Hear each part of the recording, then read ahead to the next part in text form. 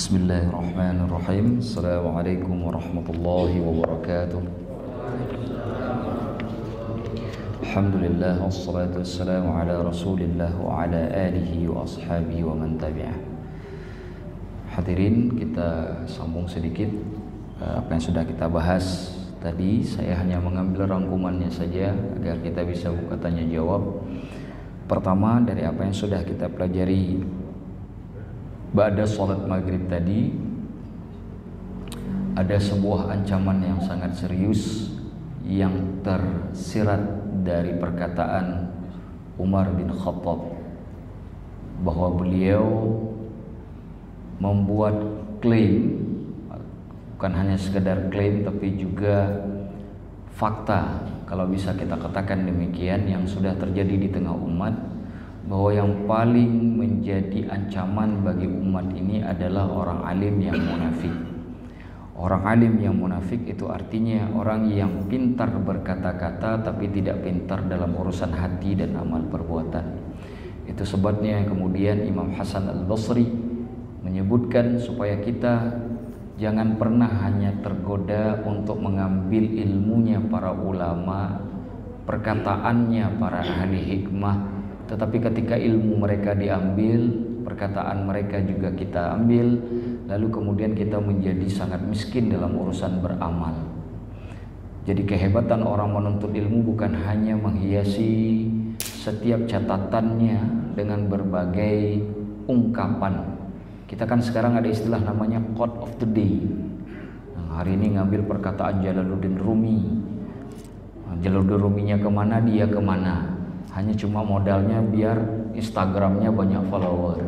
Padahal dianya ke Jalaluddin Rumi jangankan setengah, 1/1 aja nggak ada. 1/1 satu ya, 1/10 ya, mungkin 1/5 nggak ada. Subhanallah. Hanya cuma pintar mengutip. Lalu mengutip pendapat Imam Syafi'i, mengutip Imam Hanafi, Imam Malik, segala macam. Tapi kemudian kutipan tersebut hanya sebagai kutipan yang menghiasi media sosial. Makanya saya sering mengatakan bahwa kalau nanti hari kiamat datang, kayaknya Instagram lebih duluan masuk surga daripada kita. HP kita lebih cepat masuk surga daripada kita. Kenapa? HP tiap hari baca Al-Quran, kita nggak pernah baca Al-Quran. Ada lagi orang lagi nyetir mobil, HP-nya baca Al-Quran. Lagi tidur, YouTube-nya baca Al-Quran. Makanya jangan heran begitu dibangkitkan kok HP-nya dihisapnya baik, dianya kagak. Nah itu sebabnya tadi itu. Suka muter Al-Quran tapi dia sendiri nggak pernah baca Al-Quran. Ada yang tanya ke saya, Ustaz, bagaimana kalau saya baca Al-Quran, saya putar Al-Quran tapi saya tidak menyimak seperti di mobil, bagaimana hukumnya? Saya katakan, kalau kita tidak dalam kondisi yang sibuk, kondisi normal, maka tidak menyimak Al-Quran itu dianggap bagian dari orang yang salah. Karena ada perintah Allah, فَإِذَا قُرِئَ الْقُرْآنُ فَاسْتَمِعُوا لَهُ وَأَنصِتُوا لَعَلَّكُمْ تُرْحَمُونَ. Kalau Al-Quran itu dibaca, diam tapi dengarkan. Disuruh diam, disuruh dengar. Cuma kadang-kadang kita lagi bawa mobil, fokusnya mungkin ke jalan, itu bukan dalam kondisi normal, maka dibenarkan. Nah, tapi dalam kondisi normal tidak dibenarkan. Kita lagi sakit, kurang fokus, tapi dalam kondisi normal harus mendengarkan bacaan Al-Quran, karena itu pintu rahmat. Makanya ditutup ayatnya la'allakum turhamun. Itu rahmatnya di situ. Baik. Kemudian terakhir dari sini terbentuklah manusia menjadi 4 golongan. Ini yang disebutkan oleh Khalil bin Ahmad.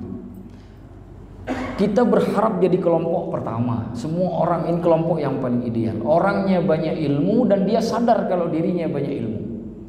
Inilah kondisi para alim ulama. Orang-orang seperti ini adalah orang-orang yang diminta untuk menjadi tempat rujukan, sandaran, panduan umat. Mereka ini kelompok yang pertama. Yang kedua, kelompok orang yang alim tapi dia tidak sadar kalau dirinya alim, atau minimal dia masih khawatir dirinya belum tahu. Masih banyak ada orang baca Al-Qur'annya bagus, disuruh ngajarin Al-Qur'an, saya kayaknya belum pantas, Ustaz. Nah, kalau yang sudah bagus baca Al-Quran merasa diri belum pantas, lantas yang pantas siapa? Kan itu pertanyaannya. Maka muncul timbul masalah. Ketika nggak ada lagi orang alim, yang tersisa siapa? Pelajaran minggu kemarin. Ru'asa ujuhala fasu'ilu fa'aftau bighairi ilmin fadallu wa adallu. Hadis Imam Muslim. Tinggallah orang-orang yang bodoh yang kemudian dimintakan fatwa, lalu kemudian orang yang bodoh ini memberi fatwa dengan cara tanpa ilmu. Fadallu wa adallu, mereka sesat bahkan menyesatkan orang lain. Maka orang-orang yang dalam kelompok kedua ini orang yang tertidur saja. Bagaimana caranya orang tertidur? Ya bangunkan. Bagaimana cara membangunkan? Bagaimana kapasitas tidurnya? Kalau tidurnya yang biasa saja ya tinggal digosok bangun. Tapi kalau tidurnya benar-benar pulas ya pakai siraman air. Ambil tember air siram bangunnya. Kan cara membangunkan orang tergantung bagaimana pulas tidaknya tidur, kan begitu. Yang ketiga, kelompok orang yang tidak tahu tapi dia sadar kalau dirinya tidak tahu. Ini kondisi orang awam, tapi orang awam yang tahu diri. Orang awam yang dia mengerti tentang hakikat dirinya. Ini orang yang seperti ini jangan ditinggalkan. Karena ini orang yang butuh panduan, ini orang yang butuh ilmu. Orang yang seperti ini ajarkan. Kalau dia datang jangan pernah tolak. Kalau dia hadir jangan pernah usir. Jangan diusir. Karena ini orang butuh petunjuk. Ajarkan orang seperti ini. Karena orang seperti inilah yang menjadi bagian dari amal solehnya orang yang alim tadi, yang kelompok pertama tadi. Dan dengan sebab ada orang alim inilah orang yang kelompok tiga ini bisa terselamatkan. Jadi ini hubungan antara kelompok satu dengan kelompok tiga ini erat sekali. Yang terakhir, ini kelompok na'udzubillahi min dzalik. Sudahlah tidak tahu tapi nggak tahu kalau dirinya tidak tahu. Orang bodoh tapi merasa pintar. Orang nggak ngerti apa-apa tapi merasa alim. Yang begini susah. Dikasih nasihat nggak bisa. Kalau kita sampaikan, kita malah didebat. Maka kalimatnya, orang yang seperti ini tinggalkan. Bukan disuruh ajarkan, disuruh tinggalkan. Kenapa? Karena kita juga tidak ada faedah, dia juga nggak ada punya manfaat. Kalau kita bergaul dengan orang begini, jangankan akhirat yang hilang, dunia pun melayang. Model begini, yang kelompok 4 ini. Nah, kita hati-hati tidak masuk dalam kelompok yang keempat. Minimal lah kelompok ketiga, tapi yang masih mengerti bahwa kita tidak tahu sehingga kemudian tergerak untuk mencari tahu kepada orang yang sudah tahu. Syukur-syukur kalau Allah kemudian mentakdirkan kita jadi kelompok kedua ataupun ketiga. Kalau kelompok kedua masih untung lah, masih ada yang mau membangunkan lah. Apalagi zaman sekarang insya Allah masih banyak yang membangunkan. Karena saya juga dulu pernah tertidur dan ada yang membangunkan. Dan insya Allah. Cuma nanti kalau sudah terlalu lama nggak ada lagi yang membangunkan nanti. Khawatirnya begitu. Nah, jadi kalau tidur jangan lama-lama tidurnya, bangun cepat. Takutnya kelebihan. Karena subuh itu jam 4.30 lebih kurang ya. Jangan sampai bangun jam 6. Itu maksud saya. Bangun yang cepat. Jangan sampai orang sholat duha kita sholat subuh. Wallahu a'lam bishawab. Kalau ada pertanyaan saya buka, saya persilakan. Terima kasih kepada Bapak sekalian.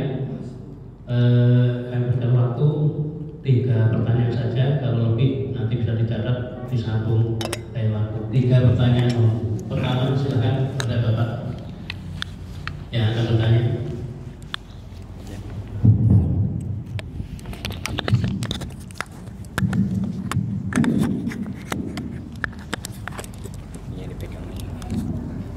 Bismillahirrahmanirrahim. Assalamualaikum warahmatullahi wabarakatuh. Waalaikumsalam warahmatullahi wabarakatuh. Alhamdulillah, puji syukur kepada Allah Subhanahu wa taala.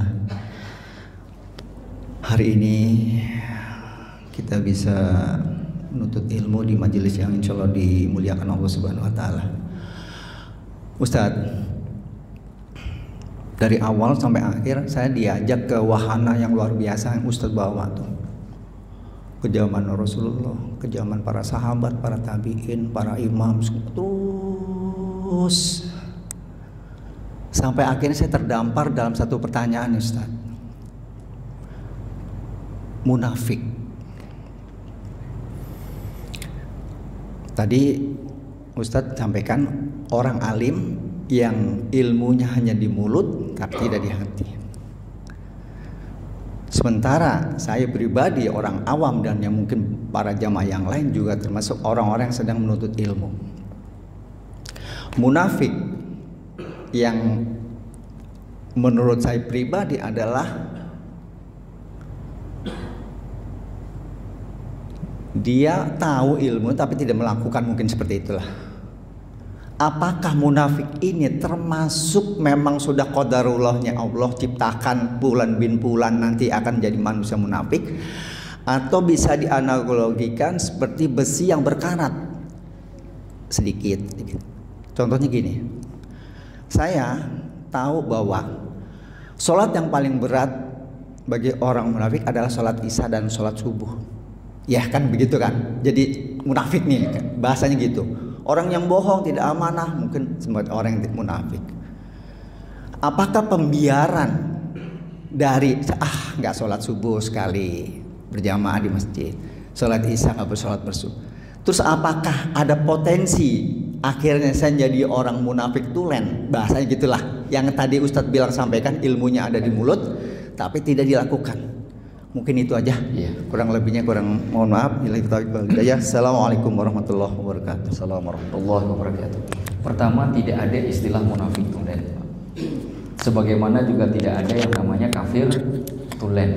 Berapa banyak orang yang lahir dari keluarga kafir tiba-tiba di umur sekian dia masuk Islam. Itu menandakan tidak adanya urusan tulen dan tidak tulen. Jadi ini urusannya masalah hidayah atau tidak, itu saja.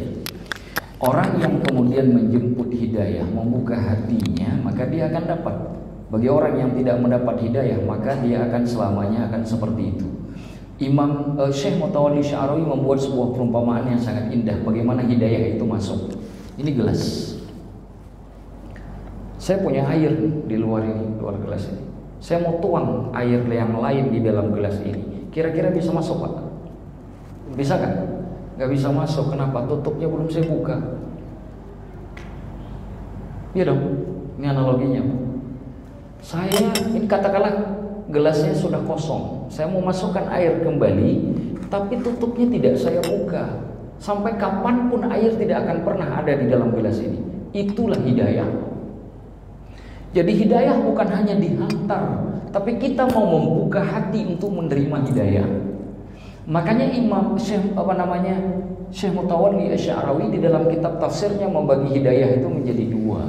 Hidayah dalalah dengan hidayah ma'unah. Yang paling penting itu adalah pertolongan Allah, maka harus dekat.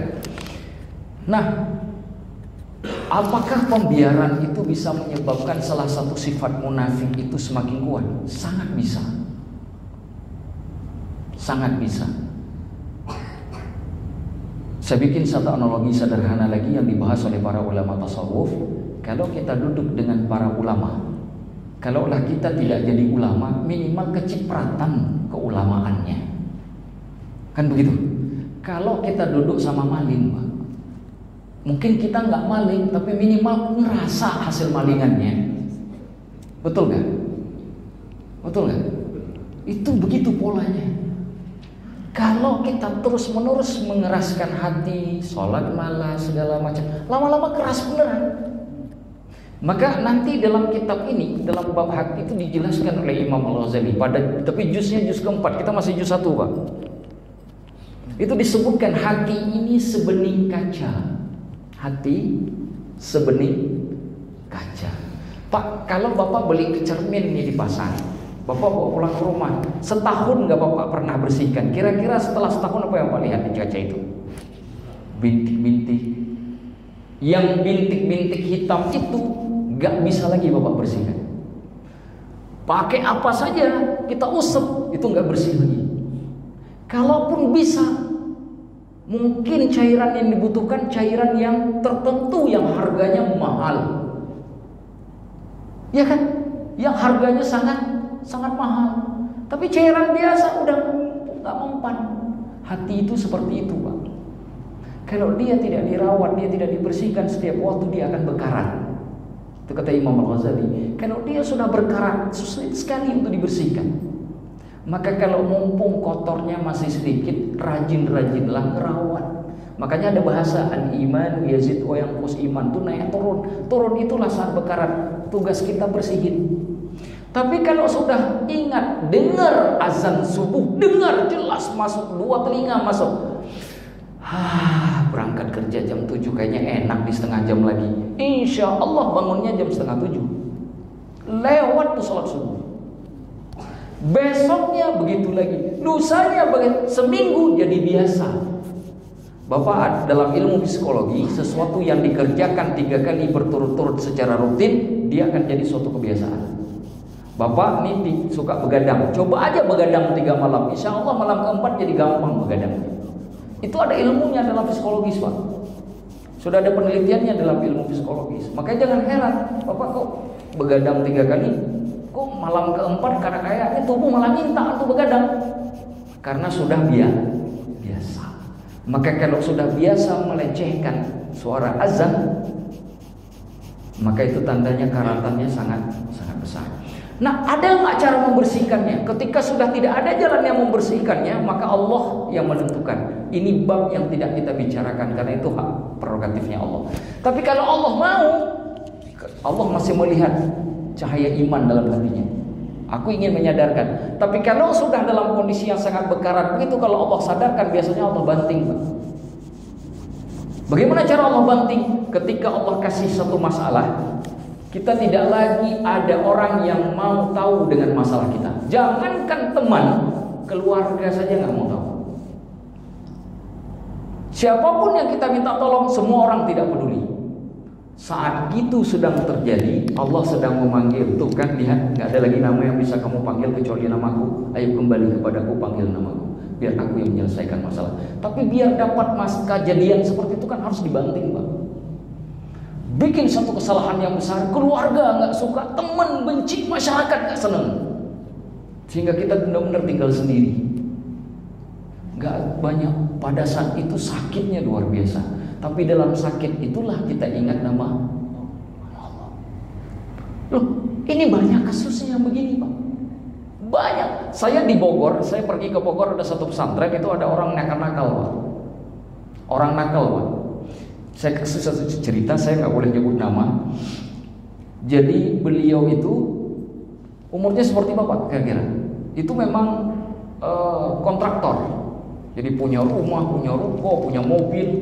Hidupnya bukan lagi mapan, sangat mapan. Tiba-tiba Allah ambil satu-satu. Jadi ada satu masalah di tempat kerjanya yang membuatkan itu hilang semua. Hilang semua satu persatu. Sampai saking stresnya itu tidur di jalan, Pak, biar dilindas mobil. Ditemukan oleh satu tim, oleh para asatidz yang memang bergerak di bidang itu lagi tertidur di tengah di samping jalan ingin bunuh diri. Beliau itu dibawa ke Bogor, Pak, disadarkan, dikasih tempat tinggal segala macam, disadarkan, Masya Allah. Minta beliau ikhlas dengan kondisi beliau. 2 tahun berlalu, saat itulah bertemu dengan saya, beliau cerita kisah itu kepada saya. Beliau katakan anaknya ada 3, 2 diantaranya sudah hafal Quran 30 juz. 2 anaknya hafal Quran 20 juz. Kalau Allah nggak banting dia, jangankan dia yang sadar, jangankan anaknya yang hafal Quran, dia saja nggak bakalan sadar, Pak. Sekarang sholat, dan kebetulan pemain musik juga. Cuma main musiknya sekarang sudah selawatan, sudah Allahumma sholli ala Muhammad.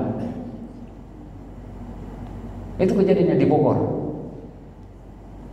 Saya ketemu, diajak oleh sahabat saya dari alumni Gontor ke pesantren itu. Saya datang ke sana. Saya nginap 1 malam di sana. Ketemu dengan orang yang berbagai macam masalah sosial. Ada yang masih muda yang 18 tahun, Pak, sudah terjerat narkoba. Itu juga ada di tempat itu. Saya bertemu dengan beberapa orang. Ada perempuan, Pak, yang hampir setengah gila hanya gara-gara urusan pacaran. Itu saya lihat. Tapi Allah sayang kan, Allah balikkan. Tapi bab itu kita hanya pakai doa karena kita tidak tahu rahasia bagaimana Allah bekerja. Tugas kita membersihkan hati jangan sampai keras. Jadi tidak ada yang namanya munafik tulen. Yang ada kita yang memang coba untuk mengeraskan hati kita sendiri, padahal Allah sudah memanggil. Berapa banyak di antara kita memang kadang-kadang tidur dikejutkan. Kejut. Allahu Akbar di masjid kita dengar. Padahal selama ini nggak pernah bangun. Bangunnya selalu jam 7, jam 8. Hari itu dikejutkan bangun jam sekian biar dengar azan subuh. Tetap saja kita mengeraskan hati. Maka kata Allah, kalau yang lembut tidak bisa kusadarkan, maka tunggu saat ku banting biar kau sadar. Karena Allah sebenarnya sayang biar ngajak kita kembali. Makanya Allah jelas wa ma dhalamahumullah walakin anfusahum yadhlimun. Allah tidak pernah menzalimi siapapun. Jadi Allah tidak menciptakan orang untuk supaya jahat. Kitalah yang jahat. Mana dalilnya? Nabi Adam diciptakan Allah di mana, Pak? Itu tempat mudik, Pak. Bukan ke neraka. Kalau tempat mudiknya surga, kenapa pilih neraka? Maka jawabannya kembali ke kita masing-masing. Wallahu a'lamu bishawab. Saya kira itu saja. Terima kasih. Pertanyaan yang kedua, kami persilakan.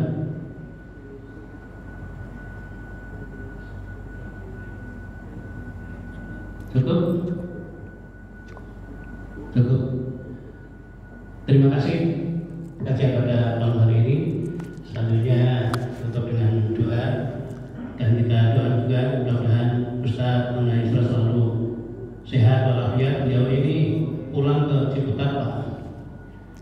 Beliau tinggal di Ciputat. Mudah-mudahan kita semua sehat. Khususnya pada Ustaz selalu sehat sehingga bisa senantiasa pada saat jadwalnya bisa hadir di tempat kita, memberikan pencerahan kepada kita bersama. Silakan Ustaz tutup dengan doa. Terima kasih. Mari coba kita niat masing-masing, kita pasang niat. Dengan barokah kita duduk di majelis ini, semoga segala kebaikan Allah turunkan kepada kita dan keluarga serta masyarakat kita semua.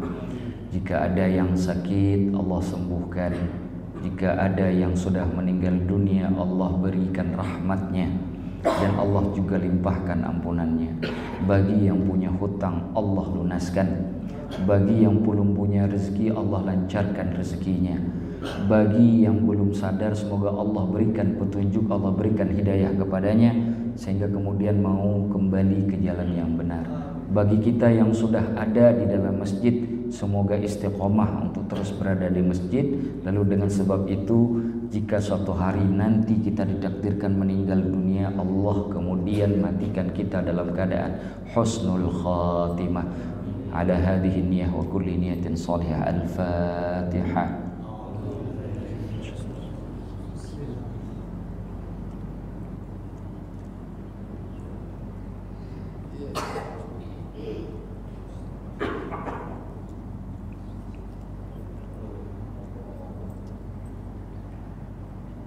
Bapak yang dimuliakan oleh Allah, saya akhiri sampai di sini. Sebelum saya tutup, kita baca doa khatam majelis.